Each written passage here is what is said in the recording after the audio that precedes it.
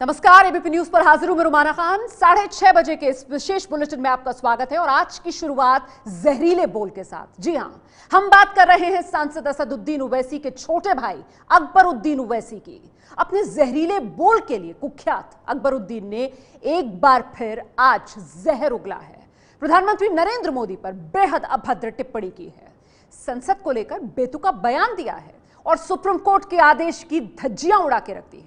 ये सारे कारनामे अकबरुद्दीन ओवैसी ने एक बार में एक ही मंच से कर डाले हैं। विश्व हिंदू परिषद वालों, बजरंग दल वालों, नरेंद्र मोदी सुन ले, ये मुल्क तेरे बाप की जागीर नहीं है। जितना ये मुल्क तेरा है उतना ही ये मुल्क मेरा भी है।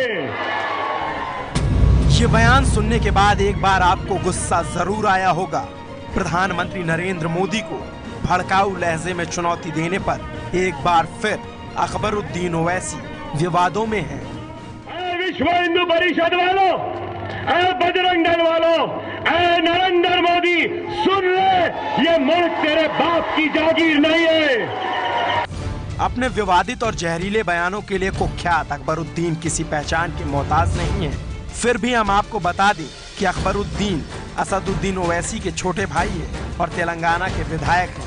अकबरुद्दीन ने हैदराबाद में दिए अपने भड़काऊ बयान में संसद को भी नहीं बख्शा। हम बार बार कहते रहे, इत्तेहाद इत्तेहाद इत्तेहाद। क्यों कहते हैं? इसलिए कहते हैं कि मुसलमानों के तबाही और बर्बादी के कानून बाजारों, चौराहों या मैदानों में नहीं बनते। मुसलमानों के तबाही और बर्बादी के कानून ऐवानों में बनते हैं। ऐवान पार्लियामेंट, ऐवान असेंबली, ऐवान बल्दिया में बनते हैं। अकबरुद्दीन ने यहाँ तक कह डाला कि मुस्लिमों की बर्बादी के कानून संसद और विधानसभा में बनते हैं। अकबरुद्दीन का ये बयान सिर्फ भड़काऊ ही नहीं बल्कि उस संसद की भी अवमानना करता है जिसके सदस्य उनके बड़े भाई असदुद्दीन ओवैसी खुद हैं। आपको बता दें, संसद की गरिमा के खिलाफ बोलना अवमानना की श्रेणी में आता है। संसद के पास अवमानना करने वाले पर कार्रवाई करने का विशेषाधिकार है। विशेषाधिकार के तहत संसद अकबरुद्दीन को अवमानना साबित होने पर जेल भी भेज सकती है। ओवैसी ने प्रधानमंत्री नरेंद्र मोदी पर आपत्तिजनक बयान दिया तो बीजेपी ने भी जरा भी देर ना करते हुए पलटवार कर दिया। ये जो खेल खेलना चाहते हैं ओवैसी महोदय, जो हिंदू और मुसलमानों का बंटवारा करना चाहते हैं, वोटों के आधार पर उनको अलग अलग करना चाहते हैं, सबको मिलजुल कर रहने देना चाहिए और अपनी तुच्छ राजनीति के लिए इस प्रकार से हिंदुओं को मुस्लिम से भिड़वाने का काम बंद करना चाहिए।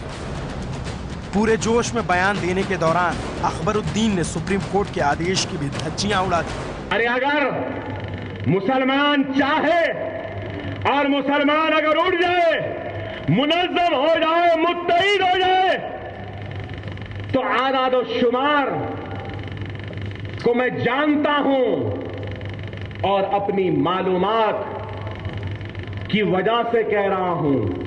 किसी के रहम, किसी के करम, किसी की मदद की जरूरत नहीं है। हमारा भाई खुद अपने भाइयों के वोट से हिंदुस्तान के 50 पार्लियामेंट के नशिस्तों को जीत सकता है। सुप्रीम कोर्ट का साफ साफ आदेश है कि कोई भी नेता जाति या धर्म के नाम पर वोट नहीं मांगेगा। अगर कोई व्यक्ति ऐसा करता है तो उस पर कार्रवाई होगी। जबकि अकबरुद्दीन ओवैसी मुसलमानों से एक हो जाने की अपील करते नजर आए, यानी साफ है कि अकबरुद्दीन ओवैसी को ना तो कानून का डर है और ना ही उनके मन में लोकतंत्र की सम्मानित संवैधानिक इमारत संसद के प्रति सम्मान। वैसे भी ये कोई पहली बार नहीं है जब अकबरुद्दीन ने भड़काऊ बयान दिया है। वो पहले भी ऐसी बयानबाजी करते रहे हैं।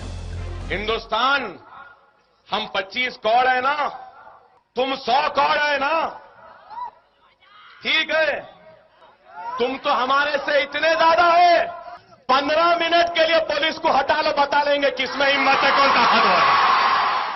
अकबरुद्दीन पर पहले से ही भड़काऊ बयान देने के मामले में कई केस चल रहे हैं और अब एक और केस दर्ज हो जाए तो आश्चर्य मत कीजिएगा।